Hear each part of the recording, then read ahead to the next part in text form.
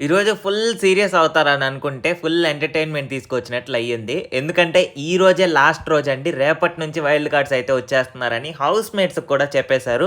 దీనివల్ల ఒక హింట్ ఇచ్చినట్టు అవుతుంది. ఇంక వాళ్ళు రెడీ అయిపోతారు హౌస్‌మేట్స్. మన వైల్డ్ కార్డ్స్‌ని ఎలా ఫేస్ చేయాలి అని చెప్పనేసి ఇప్పటి నుంచే ఆ థింకింగ్ అదంతా స్టార్ట్ అయిపోతది. సో, ఈరోజు ఒక సింపుల్ గేమ్‌తో ముందుకు తీసుకెళ్ళిపోయారు సాటర్‌డే ఎపిసోడ్‌ని. ఎందుకంటే, రేపు సండే ఫన్ డే కదా! ఫన్ డే అయితే ఉండదు. వైల్డ్ కార్డ్స్ వస్తారు కాబట్టి ఇంక అంతా బ్యాడ్ డేసే. ఫన్ డేలంతా ఏమి ఉండదు. సో, వాళ్ళకే సేమ్ అలా 2 మిర్రర్స్ లాగా ఇచ్చి సెల్ఫిష్, జెలస్ ఇలా చాలా చాలా పేర్లన్నీ పెట్టి, సో, ఎందుకు వాళ్ళ సెల్ఫిష్, ఎందుకు జెలస్ అని చెప్పనేసి ఒక కంటెస్టెంట్, ఇద్దరు కంటెస్టెంట్స్‌ని చెప్పమని చెప్పారు వాళ్ళ గురించి.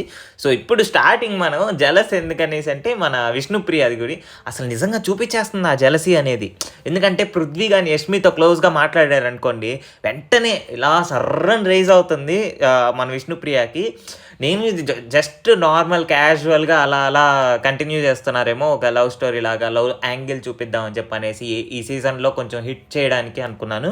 రాను రాను బాగా సీరియస్ అయిపోతున్నారు వాళ్ళు.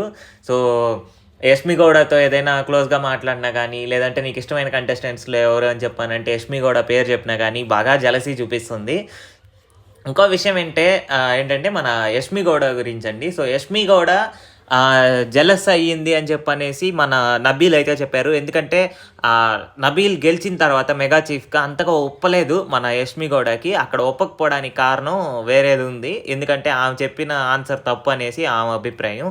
ఇంకోటేంటంటే వాళ్ళ ఫాదర్ సెంటిమెంట్ లెటర్ పంపించారు కదా! అది కూడా రివీల్ చేశారు నాగార్జున సారు. సో, మరిన్ని బిగ్ బాస్ అప్డేట్స్ కోసం మన ఛానల్‌ని సబ్స్క్రైబ్ చేసుకోండి.